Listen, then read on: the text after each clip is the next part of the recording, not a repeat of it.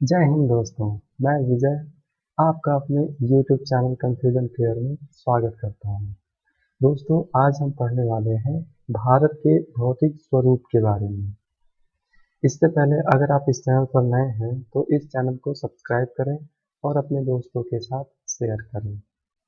दोस्तों, अगर भारत को भौतिक स्वरूप के आधार पर देखा जाए तो इसे 5 भागों में बांटा गया है, जिसे आप स्क्रीन पे देख सकते हैं।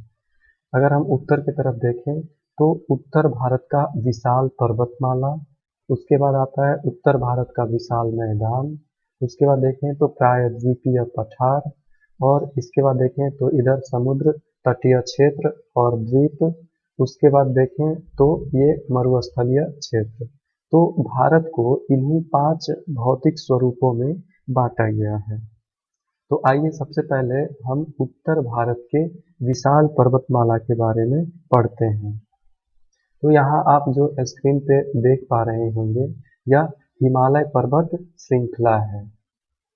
यह हिमालय पर्वत श्रृंखला विश्व की सबसे ऊंची पर्वत श्रृंखला है।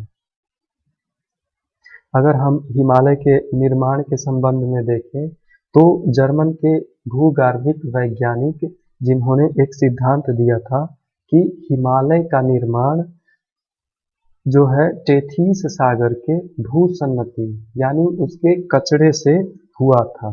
ये किनका सिद्धांत था? तो कोबर का। उसके बाद देखें तो वहीं हिमालय के निर्माण के संबंध में ही एक आधुनिक सिद्धांत भी दिया गया है, जिसे प्लेट टेक्टोनिक्स या प्लेट विवर्तनिकी कहा जाता है। इसके अलावे भूवैज्ञानिकों के अनुसार आज जहां यह हिमालय पर्वत श्रृंखला है, पहले यहाँ पे टेथीस नामक सागर था। कौन सा सागर? टेथीस नामक सागर था। वहीं अगर इस हिमालय पर्वत श्रृंखला की लंबाई को देखें तो ये जो हिमालय पर्वत श्रृंखला है बहुत ही लंबी है। इसकी जो लंबाई है वो 2500 किलोमीटर है। वहीं इसकी जो औसतन चौड़ाई को देखें तो इसकी औसतन जो चौड़ाई है वो 600 किलोमीटर है, जो कहीं कहीं पे इससे भी ज़्यादा है।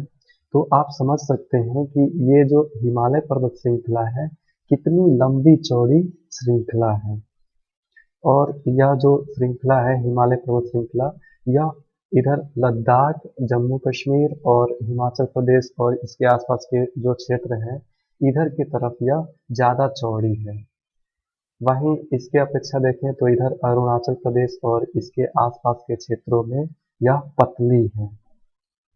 अगर दिशा के हिसाब से देखें तो पूरब के तरफ जो हिमालय पर्वत श्रृंखला है, यह पूरब के तरफ पतली और पश्चिम के तरफ ज़्यादा चौड़ी है। इसके बाद देखिए तो जो हिमालय पर्वत श्रृंखला है, यह तिब्बत के तरफ अवतल जैसा दिखता है और प्रायद्वीपीय पठार के तरफ से उत्तल जैसा दिखता है। यानी ये जो हिमालय पर्वत श्रृंखला है, यह तिब्बत के तरफ अवतल हो गई है और वहीं प्रायद्वीपीय पठार की तरफ यह उत्तल जैसी हो गई है। दोस्तों, इस हिमालय पर्वत श्रृंखला को सही से समझने के लिए हम इसे 2 भागों में विभाजित कर सकते हैं।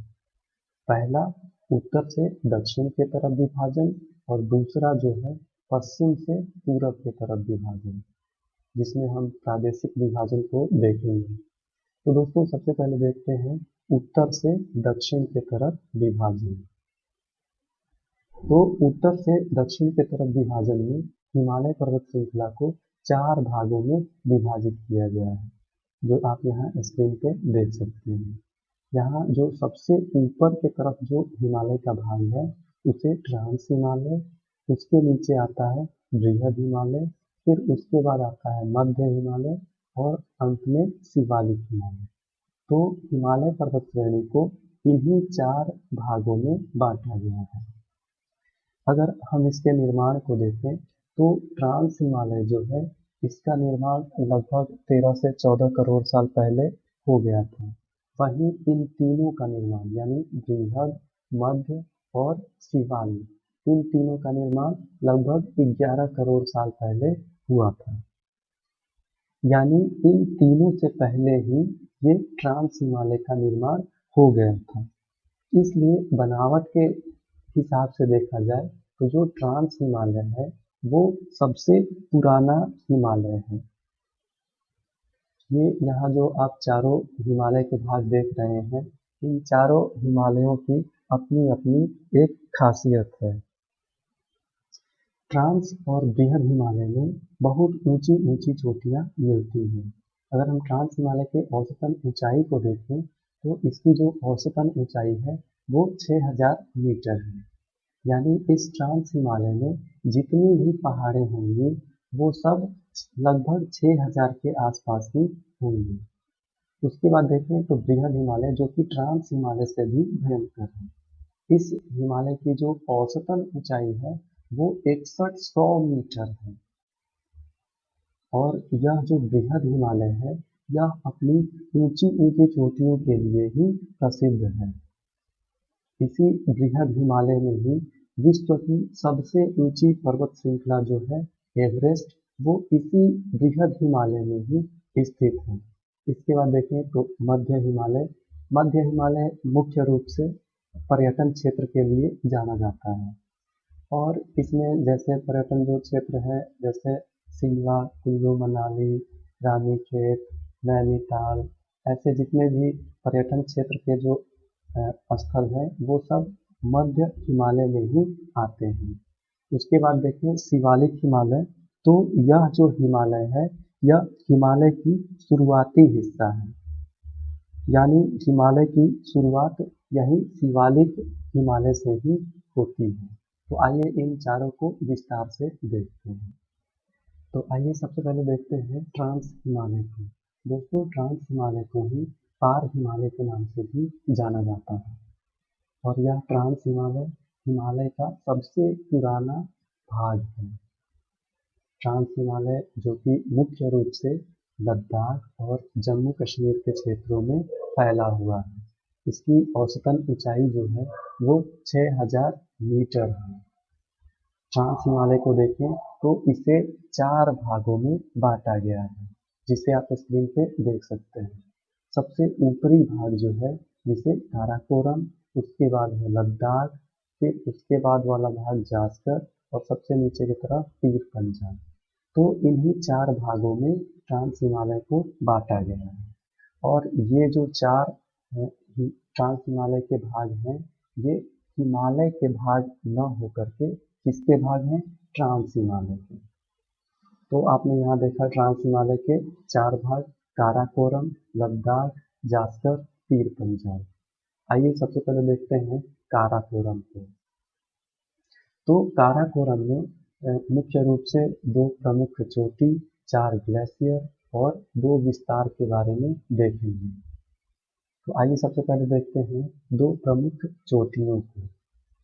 तो काराकोरम की जो 2 प्रमुख चोटियां हैं, पहली कौन सी है? K2, जिसे गार्डियन ऑस्टिन के नाम से जानते हैं। और दूसरी कौन सी चोटी है? K4, जिसे ग्रेसर ब्रूम के नाम से जाना जाता है।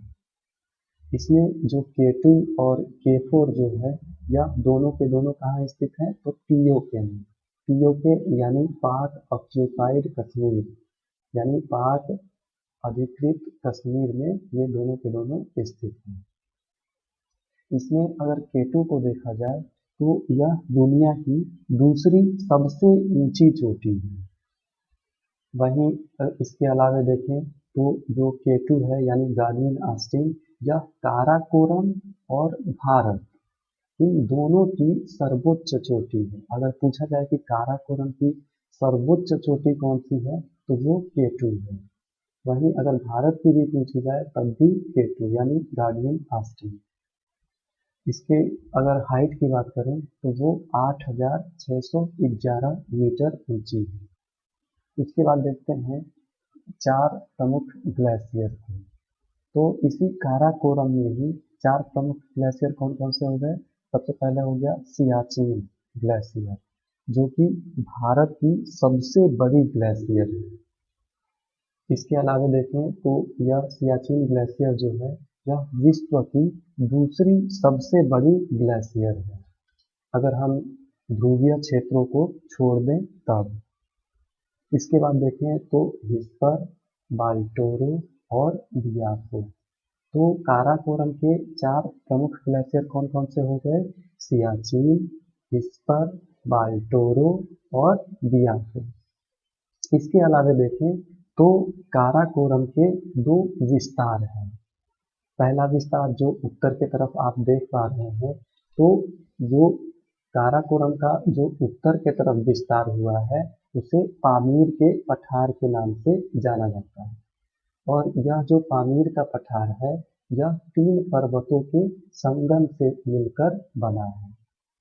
इसमें कौन कौन से पर्वत मिले हैं? तो कुनलुन, इधर से देखें तो हिंदू कुश और उत्तर की तरफ से तियन सांग। इन तीनों पर्वतों के संगम से ही यह पामीर का पठार बना है। पठार यानी कि ये जो आप ऊपर के जो क्षेत्र देख रहे हैं, ये इसका ऊपरी क्षेत्र जो होता है वो समतल होता है। तो यहाँ पे किसका निर्माण हुआ है? तो पामीर का पठार, जो कहाँ पे स्थित है? चीन में। इसी पामीर के पठार को ही विश्व के छत के रूप में भी जाना जाता है। वहीं इसके अलावा दूसरी विस्तार को देखें तो इसका जो दूसरी विस्तार से कैलाश पर्वत का निर्माण हुआ है। तो काराकोरम का जो दूसरा विस्तार है वो कौन सा है? कैलाश पर्वत। और ये कहाँ पे स्थित है? तो ये चीन में स्थित है। तो विस्तार में हमने पामीर का पठार और कैलाश पर्वत पढ़ा, जो कि दोनों के दोनों कहाँ? चीन में ही स्थित है। इसके अलावा देखें तो दूसरा जो ट्रांस हिमालय का जो दूसरा भाग है लद्दाख, इसमें देखते हैं तो इसमें एक पॉइंट है, कौन सा? इसमें एक यहाँ पे पीओके में ही एक पर्वत है, कौन सा? राकापोसी, जो कि दुनिया की सबसे खड़ी ढाल वाली पर्वत है। यहाँ लद्दाख में कौन सा पर्वत है? तो राकापोसी, जो कि दुनिया की सबसे खड़ी ढाल वाली पर्वत है। इसके अलावा देखें तो जास्कर और पीर पंजाल में हमें मुख्य रूप से टर्मिनल और दर्रे के बारे में पढ़ना है, जिसे हम आने वाले अगले वीडियो में पढ़ेंगे। दोस्तों इसके बाद देखेंगे बृहद हिमालय के बारे में। तो बृहद हिमालय के कई नाम हैं जो आप यहाँ स्क्रीन पे देख सकते हैं। यहाँ देखें तो बृहद, हिमाद्री, सर्वोच्च, महान, मुख्य और आंतरिक हिमालय। तो ये सब किसके नाम हैं? बृहद हिमालय के ही ये सारे नाम हैं। इसकी औसत ऊंचाई को देखें तो यह 6100 मीटर है। बृहद यह हिमालय का सबसे बड़ा भाग है, इसलिए इसे बृहद कहा जाता है। और अधिक ऊंचाई होने के कारण यहाँ बहुत अधिक बर्फ पड़ती है। तो बहुत अधिक बर्फ पड़ने के कारण ही इसे हिमाद्री कहा जाता है। और सबसे अधिक ऊंचाई होने के कारण इसे सर्वोच्च हिमालय कहा जाता है। और सर्वोच्च होने के कारण ही इसे महान हिमालय कहा जाता है। और हिमालय की मुख्य पहचान जो है वो माउंट एवरेस्ट से होती है, इसलिए इसे मुख्य हिमालय कहा जाता है। और आंतरिक हिमालय जो है, यह हिमालय अगर देखें आंतरिक हिमालय क्यों कहा जाता है इसे, तो आप देख सकते हैं यहाँ पे ये शिवालिक और मध्य हिमालय के ऊपर और ट्रांस हिमालय से नीचे, यानी इन तीनों के मध्य में स्थित है, इसलिए इसे आंतरिक हिमालय कहा जाता है। यह हिमालय जो है बृहद हिमालय, यह अपने ऊंची ऊंची चोटियों के लिए प्रसिद्ध है। बृहद हिमालय को देखें तो आप यहाँ मैप में देख सकते हैं, बृहद हिमालय जो है यहाँ नंगा पर्वत से लेकर के यहाँ अरुणाचल प्रदेश के नामचा बरवा तक फैला हुआ है।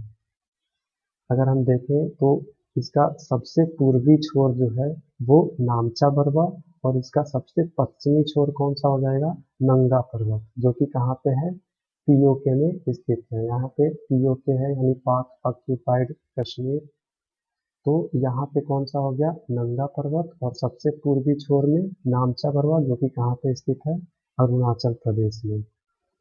इसके बाद उत्तराखंड में देखें तो बंदरपुंज, कामेट और नंदा देवी। तो कौन कौन से उत्तराखंड में स्थित है? तो बंदरपुंज, कामेट और नंदा देवी।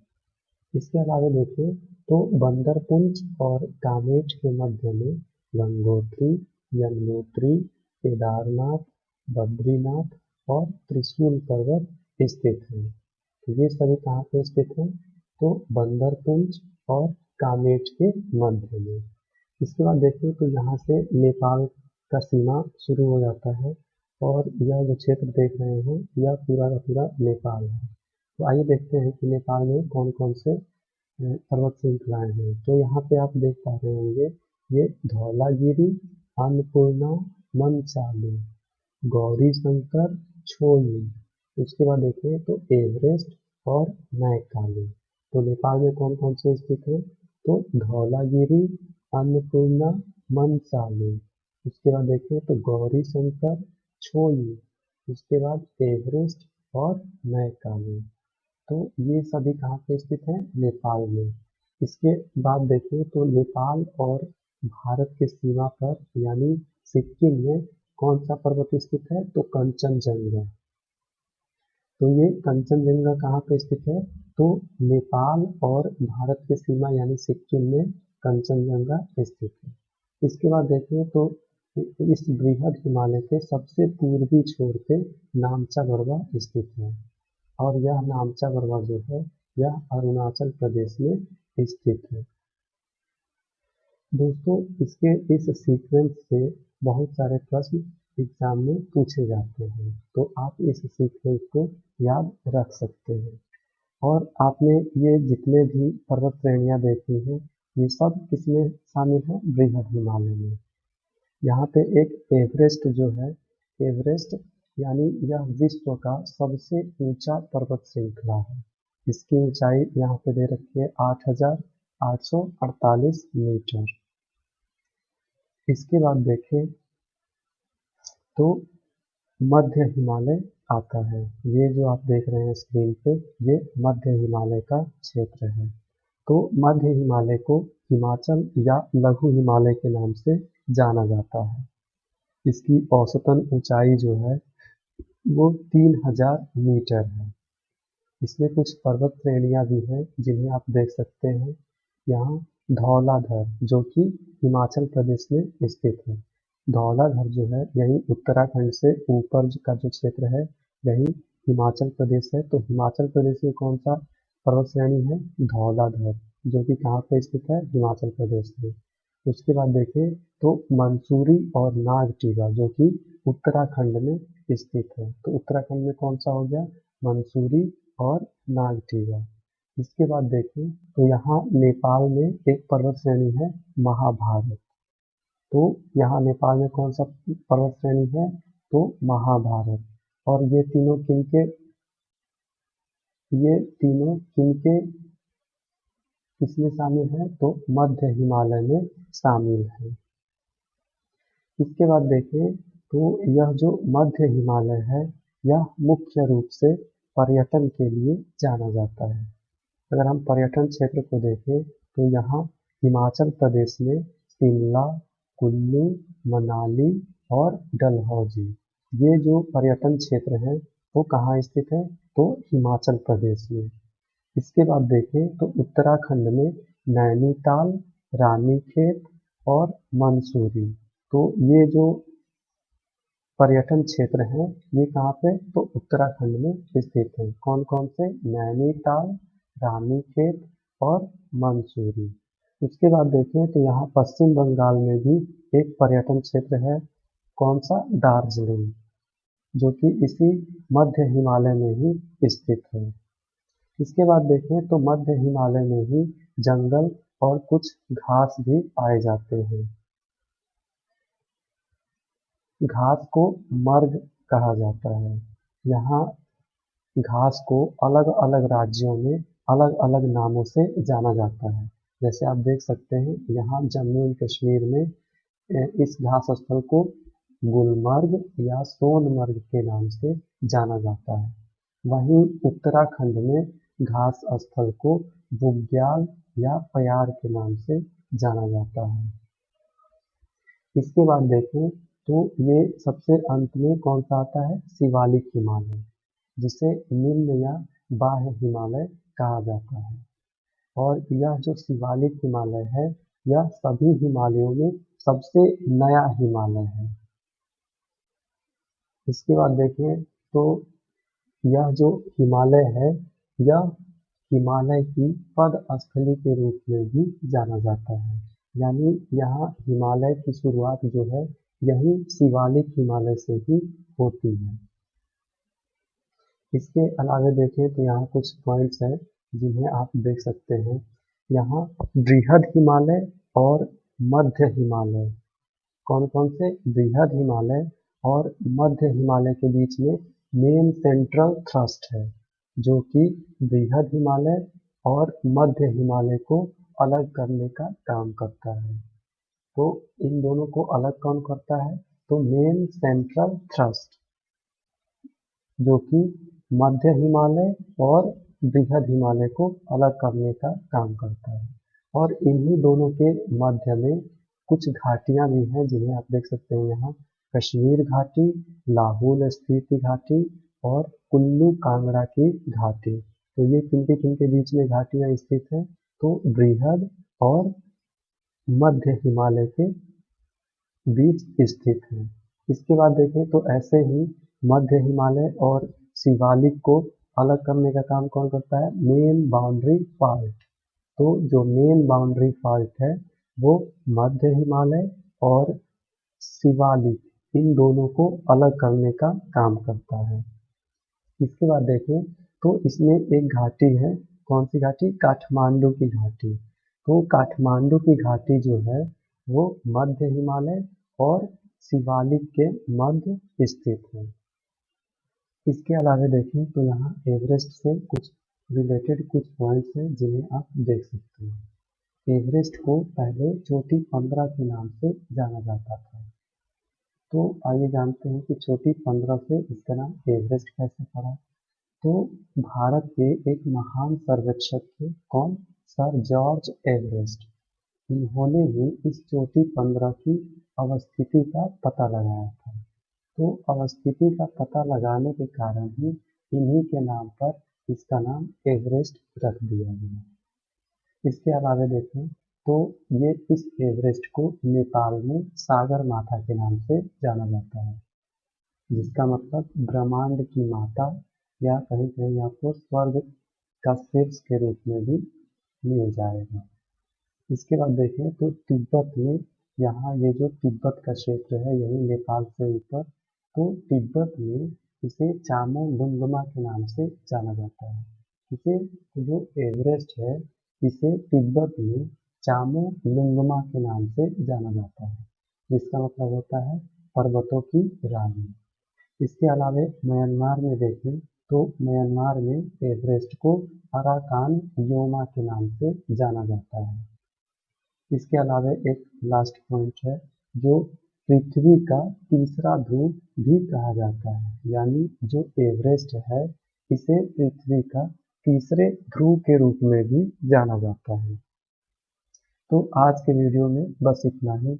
अगले वीडियो में हम हिमालय के प्रादेशिक विभाजन के बारे में पढ़ेंगे। दोस्तों, आपको ये वीडियो कैसा लगा? आप अपना सुझाव कमेंट बॉक्स में दे सकते हैं। तो मिलते हैं नेक्स्ट वीडियो पे। जय हिंद।